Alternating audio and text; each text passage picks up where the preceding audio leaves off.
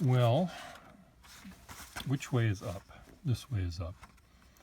I went out drawing yesterday in Boston, and I had all sorts of grand plans.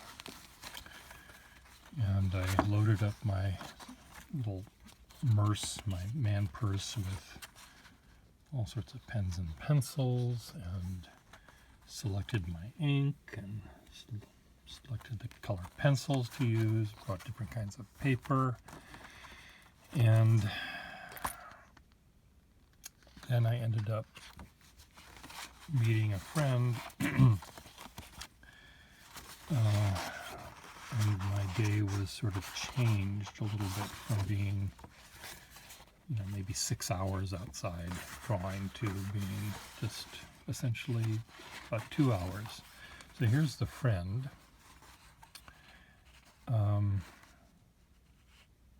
It's hard to see what you're looking at, but here he is pretending to be a human pretzel. He was lying on his back and did some stretches, so his hands are holding onto the knee of his left leg. His right leg is up this way somewhere. And the shadow, when the sun came out every once in a while, the shadow that it was cast was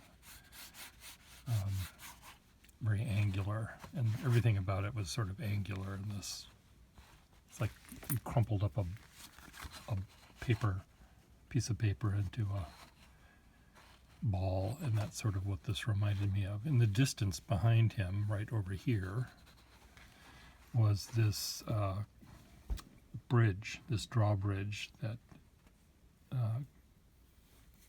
was up at the moment, and all of the girders with all of its various angles was probably got into my brain, and as I drew him, I sort of accentuated the angles. Later on, when he was done stretching and lay down on the grass as we were chatting, I was less angular, but it was interesting, this little part. He had his hand on his chest some of the time, and some of the time he had his hand down in front of him and or beside him, and I thought that showing both was the thing to do. So in my mind, I can see two drawings in one, but you probably just see this freakazoid going on. Anyway, I had not planned on drawing him because he was a last minute addition to my well-crafted plans, and a very delightful distraction or change of plans. I must say it wasn't bad at all. It was really nice talking with him in the sun. My plan had been to maybe make my way all the way back to the Navy Yard where I was the day before, and I ended up going only halfway there and did a number of drawings, which, let's see, this was sort of the first one I did after he left. Here's that bridge. We were sitting way over there somewhere, looking this way toward me. I've now rode my bike all over here, and here's one of the two bridges sticking up. In the background is Boston over here. This is the Zakim Bridge over here. And there was a bridge here, and not really a bridge, but a walkway over the water. I guess that's a bridge. This was the deep water. This was shallow water. There was pilings of a one-time bridge here. There was another bridge here. It was just this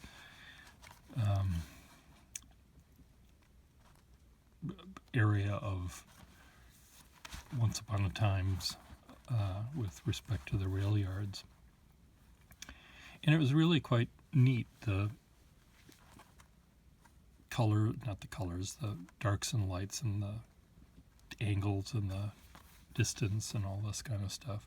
So I drew the drawing with a this Waterman pen, warped Waterman pen, and then I went back over it with my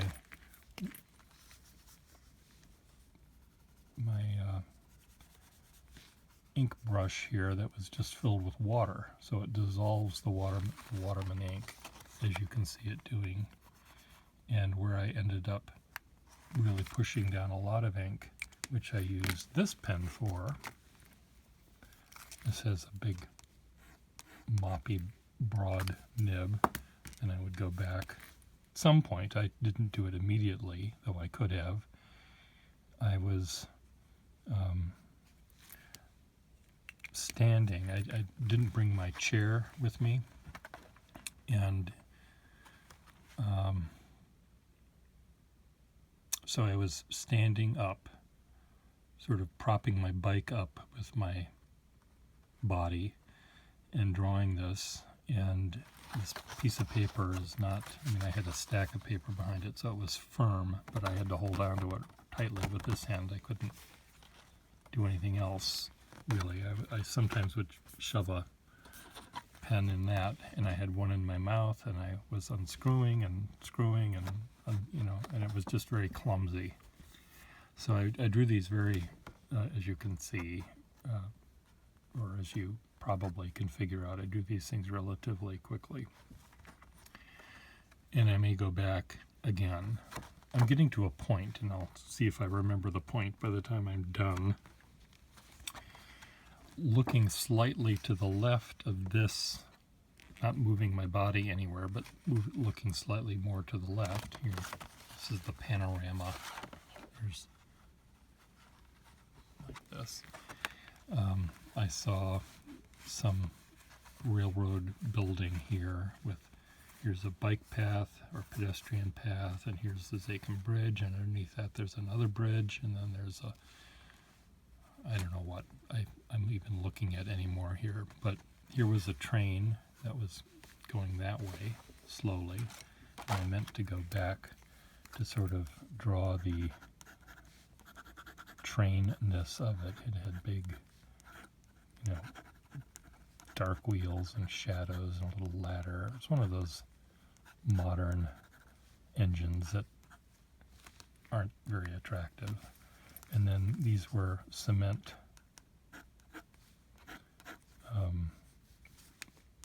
things that block, traffic blocking things, whatever they're called. And then this was a big pole that had a sign that was, you could read if I walked around the other way, but I can't. So again, it was this Dr. Seussian landscape of just craziness. About to sneeze, sorry.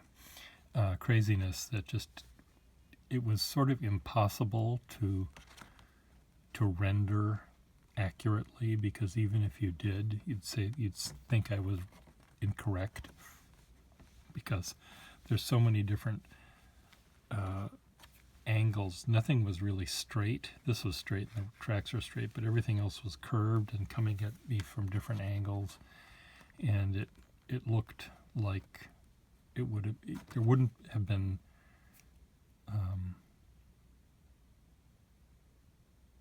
a way to draw it, I don't think, and make it look correct, because it was such a chaotic thing, the way these things are built and designed seemed very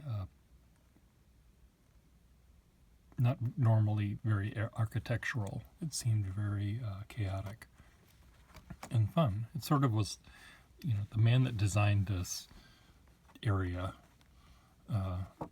did roller coasters most of his life, designed roller coasters. So anyway, that was that one. And then I rotated my body a little bit more to the left, and here's that pedestrian bridge. Here's the highway that goes sort of near the Zakim Bridge. Here's a little bit of, there's a water channel here that you can drive those amphibious trucks into, cars into, touring buses, whatever they're called, duck boats. And there were these big pylons holding this thing up and holding the highway up. And so it was like looking through a forest, kind of. There's a parking lot here. Way in the distance, this little bit you'll see again is the Boston Sand and Gravel complex, which is another crazy thing. And this shadow that of this thing was cast down here and up, and this is all relatively dark. I didn't fill it in, but again, the rapidity of the way these drawings were done, and sort of my inability to really capture what I wanted to capture turned them into these sort of chaotic things. Back here there were 3 levels of elevated highway. Again, it's just a fascinating spot. I want to go back maybe again today if I can to draw it differently. And again, I'll explain why this didn't work in my mind. What the heck is this? Oh, this is on my way there while I was waiting for my friend to meet me. Again, there was this bridge and chain link fence in front of us. There were tractors, construction, bulldozer, digging things, and again, just this chaos of construction. And they're really fun areas to try to draw, and it's very easy to get lost and screwed up if you try to be too realistic, I think, because again, this particular tractor treaded clam backhoe, front hoe, whatever, ho-ho, was on an angle, and this one was sort of flat compared to that. The ground was going down. The perspective was up here. This was above you. Everything was, if I had to show all of the points at which the vanishing point for all of these things, there would be dots everywhere because there were so many different angles things were at. So I tried to capture sort of the chaos of it rather than the order of it. Okay, the last drawings I'm going to show you were,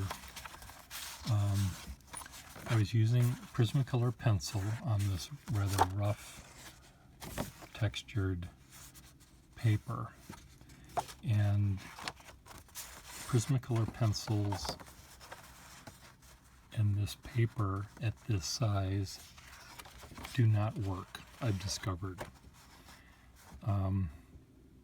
The paper is too rough for me to get the detail that I wanted in something. If this piece of paper was twice as big or 3 times as big or 4 times as big, the grain of the paper would be less evident and it would hold up better. Also, the way I draw with the pencil, I'm sort of moving my whole arm around, and I was less able to do that on something that's so small. So the scale of things is important for me to really remember before I start this out, that, and I'll try to commit this to my little tiny pea brain, that if I'm going to use Prismacolor pencils, the piece of paper has to be twice the size, at least that big. This one was less bad than these, I think. But even with these, what I was trying to capture again was this sort of chaos of angles and shadow, and the highway above me, and there were 1, 2, 3, 4, 5. That's the Zakum Bridge back there. Bridges that I could see just in this little tiny view. There's probably more that I didn't draw in. Here you have the part of the sand and gravel conveyor belts. The overhead highway comes down like this, and there's 2 or 3 decks of highway above this. And when I'm looking at this scene in front of me and deciding I want to draw this rather than turn my head that way and draw that view, or turn my head the other way and draw that view, there was something about the horizontality of all of these lines hitting this vertical in this sort of curved thing here, and this was in bright sunshine, this was in shadow, and just the contrast of the halves, or 2/3, 1/3-ish of the paper. Here's the sand and gravel thing. This is a 2-story building. Railroad tracks are down here, and then there's this huge crumpled up piece of paper with angles and shadows and conveyor belts coming down here, and these look like cheese grater cooling towers from a nuclear power plant in a cheese grater. If they had a baby, that's what this would look like. And it was just fascinating. This drawing, then it's this image here, slightly turned to the left. You see the pedestrian bridge is meant to be here. 2 lanes of Scheme Z is what that was called at one point. And here's one of the spires of the Zakum Bridge up here with its suspension lines coming down, its cables coming down. But you don't see that because the paper's too small. And if I drew this with pen and ink,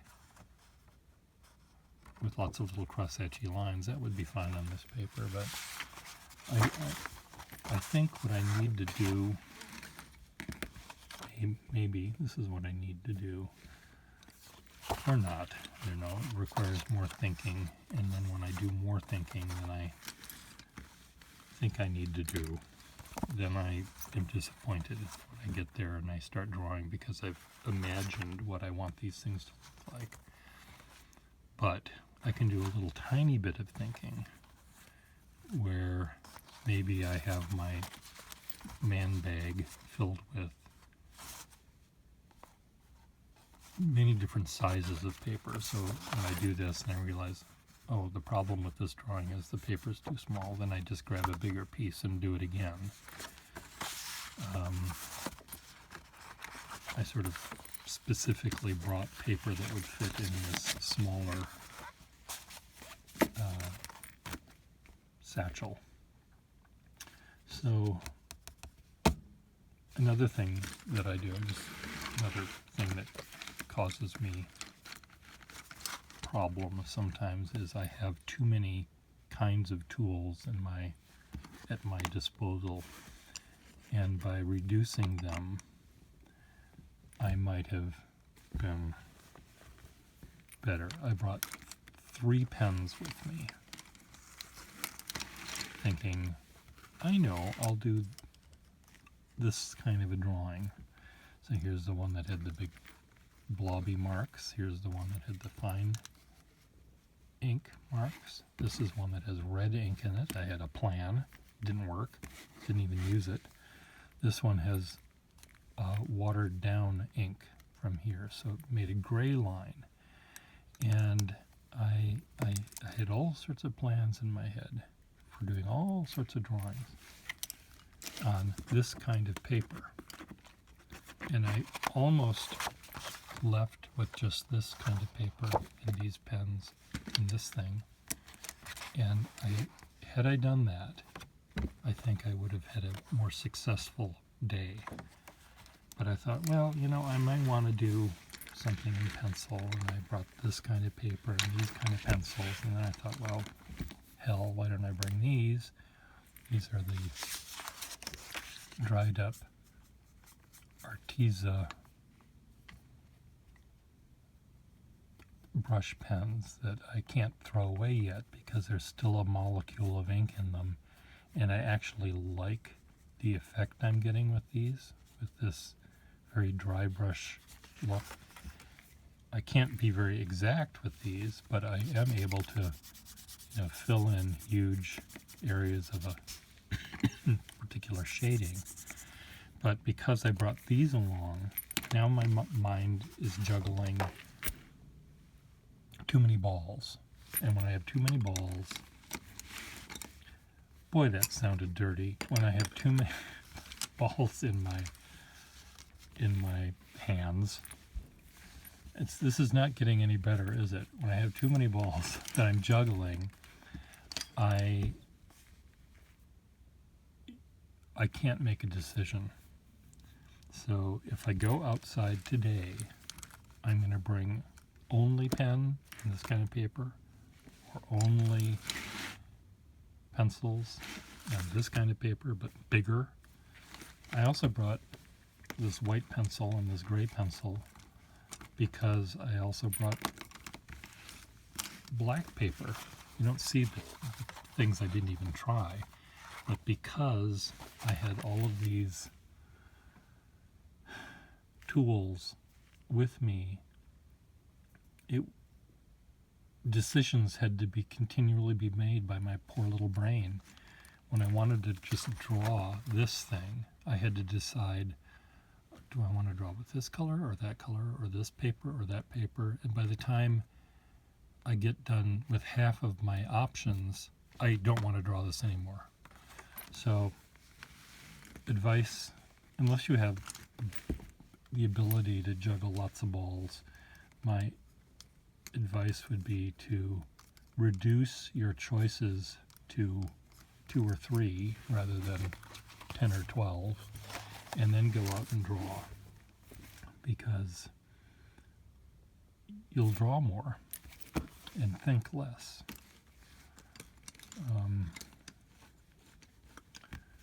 So it's not like this is going to go away. It's going to be there next week if I want to go back and bring my pencils. And if you can, my advice would be just bring extra paper so you can screw up and then try again without having to go all the way back home to your studio. Just bring enough paper, bring a pencil sharpener, bring a bottle of ink if you think you are going to be that productive, so you don't have to stop.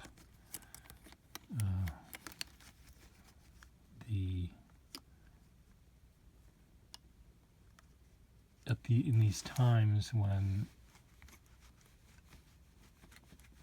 we're all screwed up, especially with time just doesn't seem to the clock isn't ticking in the same way that it used to tick, and we lose sense of what day of the week it is and what month it is. It's all turning into one big mush, and adding more confusion and choices and options to something when you're trying to focus. I think that's what we need to do these days, is really to focus on a thing for a given amount of time to try to add structure and sense into the world. And for me, what I'm doing now is not really any different than what I've been doing for the last 50 years of my life. But for someone that did have a 9-to-5 job 5 days a week, and now you don't have that, and you want to draw, and you suddenly have all this freedom, I think having too much freedom might cause you to spend more time deciding what to do than actually doing it. And freedom, frei, Arbeit macht frei. Some protester was carrying that sign. It was, what were they protesting? You might ask when you try to figure out by that sign. What, I mean, I'm yes, it's offensive and it's just awful. And but I don't understand. The person was protesting the fact that they could not work. They were evidently trapped in their house. And yes, I suppose working will make you free because you can leave your house. I guess that makes sense. But the fact that that was the hopeful sign above the gates at Auschwitz, and that it didn't make sense to me. Is this woman holding this sign trying to say that she would be happy to work in a death camp? And we know that the end result was not freedom. Was she trying to say, I mean, I don't know, I don't understand the logic when I look at it. I just keep on hitting these brick walls, and it's confusing to me. And that person is allowed to vote. I think there ought to be a little tiny test. And it could be a test. The questions can be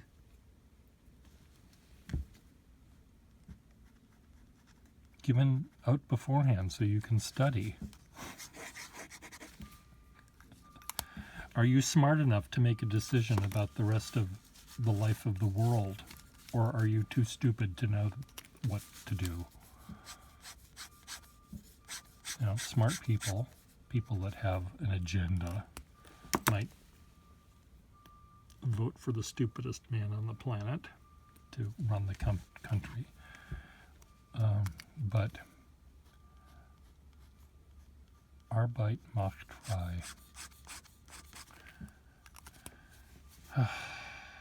Okay, I have to end on an upper. So my advice would be to limit yourself.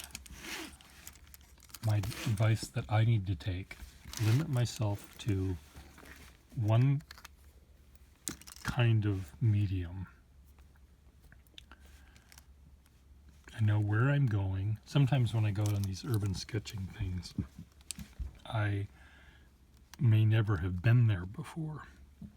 And I think, do I want to, based on really no knowledge, but based on an idea of looking at the picture of the waterworks pumping station, oh, I want to use this kind of pencil and this kind of paper. And I get there and I think, oh my God, why didn't I bring my pens with me? Because my pens this is demanding pen and ink. I can understand that, but I've been to the places that I'm going to go to next before. And I know what it looks like. And I think I know what I want to try to capture. So limit what you bring. Now I could bring any one of these things and do a drawing of where I'm going. But if I decide I want to bring the pencils, I have to make sure I bring the right size paper. And if I'm going to bring these, I know to bring a certain kind of paper that these pens like. And then just do it. So limit your choices, and Have fun drawing. Toodles.